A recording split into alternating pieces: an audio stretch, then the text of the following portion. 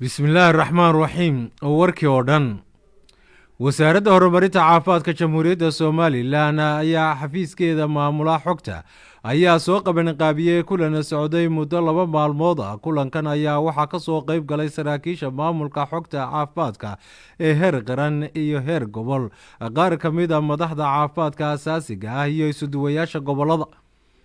Kulankan oo 3 biloodba hal mar la qabto ayaa lagu lafaguraa sidii loola socon lahaa tayada xogta caafimaadka isla markaana kor loogu qaadi lahaa. wasaaradda horumarinta caafimaadka ayaa muddooyinkii u dambeeyay ku howlanayd kor u qaadista iyo tayeynta xogta caafimaadka ee dhammaan gobolada iyo degmooyinka dalka. dagaal culus ayaa waxaa lagu soo waramayaa inuu ka socdo xerada qaxootiga ee Falastiiniyiinta ee Nafura ee ku taala magaalada Jabaliya ee waqooyiga Gaza, kaasi oo u dhaxeeya ciidamada Israa'iil iyo qaxootiga Falastiiniyiinta ee ku dhaqan deegaankaas. dagaalkan oo maalintii saddexaad ka socda halkaasi ayaa waxaa la sheegayaa in ay ciidamada Israa'iil ay cirka iyo dhulkaba ay ka duqeeyeen magaalada Jabaliya ee waqooyiga Gaza. waxaanay mas-uuliyiinta caafimaadka ee Falastiiniyiintu ay warbaahinta u xaqiijiyeen xalay in ay ku dhinteen duqeyntana dad badan oo rayid ah. waxa ay warbaahinta u sheegeen oo kale in ay ka baxeen ciidamada Israa'iil ee magaalada Baytulxanuun ee ku taala bariga Gaza, halkaasi oo la sheegay in ay baadhitaano ay ka wadeen ciidamada Israa'iil maalmihii u dambeeyey. geesta kalena ururka bisha cas ee Falastiiniyiinta ayaa sheegay xalay in ay la wareegeen 70 gaadhi oo kaalmo sida, taasi oo ay kala wareegeen ururka bisha cas ee dalka Masar ee ka howlgala marinada isku xidha dalka Masar iyo Gaza.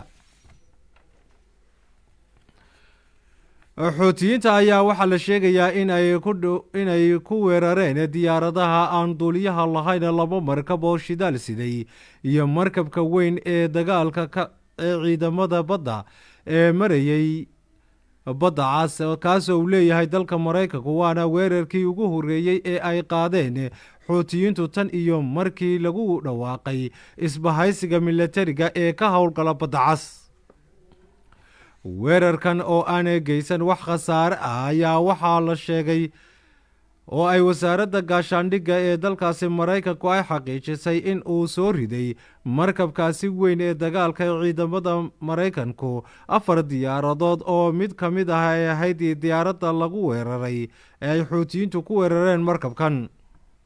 waxaanay wasaaradda gaashaandhigga ee dalkaasi Mareykanku ay weeraradan ku eedeysay Iiraan inay iyadu ay ka dambeysay oo ay siiso xuutiyiinta hubka ay ku weerarayaan maraakiibta mareysa badda cas. waxaanay ku hanjabeen saraakiisha sarsare ee ciidamada ilaalada kacaanka ee dalkaasi Iiraan xalay in ay xayiri doonaan isku socodka maraakiibta ganacsiga ee ka gudbaya badda cas, taasi oo ay sheegeen in ay siinayaan xuutiyiintu gantaalaha ay ridadoodu gaadhayso 1,000 kilomitir ee nooca kruuska.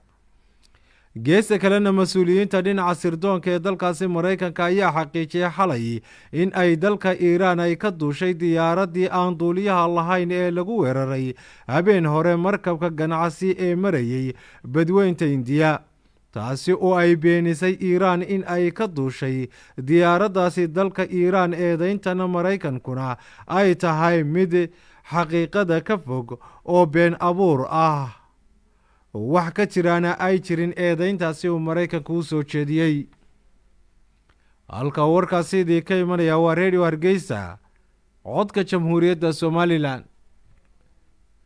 diyaaradaha dagaalka ee ciidamada militariga ee dalkaasi Suudaan ayaa waxaa la sheegayaa in ay duqeynayaan fadhiisimada ay ciidamada gurmadka degdega ah ee gudaha magaalada Khartoum ee Khartoum al-Bahri ee dalkaasi Suudaan, halkaasi oo ay dagaalo ku dhex marayaan labada ciidan ee ka dagaalamaya dalka Suudaan ee militariga iyo gurmadka degdega.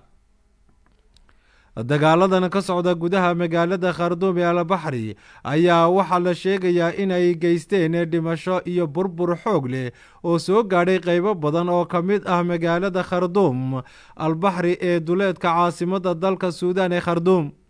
labadan jenaraal ee kala ah hogaaminaya labada ciidan ee ku dagaalamaya dalkaasi suudaan, jenaraal cabdifatax burhaan iyo jenaraal maxamed xamdaan, ayaa waxa uu midba midka kale uu ku eedeynayaa in uu ugu howl jiro inuu dhulka la simo magaalada kharduum albaxri oo la sheegay in ay ka socoto duqeyn xoog leh oo la adeegsanayo hubka noocyadiisa culus iyo diyaaradaha dagaalka.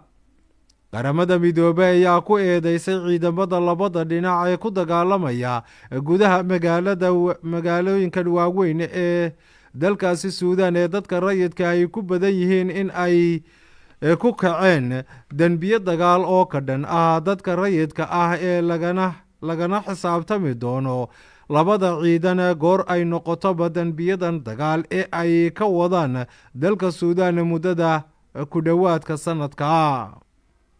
warkii waad ka dhegeysaneysaan radio hargeysa codka jamhuuriyadda somalilan. akhyaarta qiimaha sharafta badan hawada nagala socdo intaas ayuu ku dhan yahay. warkani waxa uu guniya gabagabo waa taxaneeni idaacadeed ee inoo soo bilaabmay markay saacadda bariga afrika ahayd 6:00 subaxnimo, haddana waa 8:00 subaxnimo waa xilliga aynu hawada ku kala bixi jirnay. dhinaca farsamada waxaa inoo fadhiyay maxamed jaamac igaal jarmal, dhinaca wararka iyo barnaamijyadana waa anigoo maxamed axmed xasan qodaxa iyo maxamed suleymaan maxamuud gaabane iyo cabdi cilmi ducaale iyo cabdi sandheere. dhammaantay waxaan idinkaga tegaynaa asalaamu calaykum waraxmatullaahi wabarakaatu. halkani waa radio hargeysa codka jamhuuriyadda somalilan.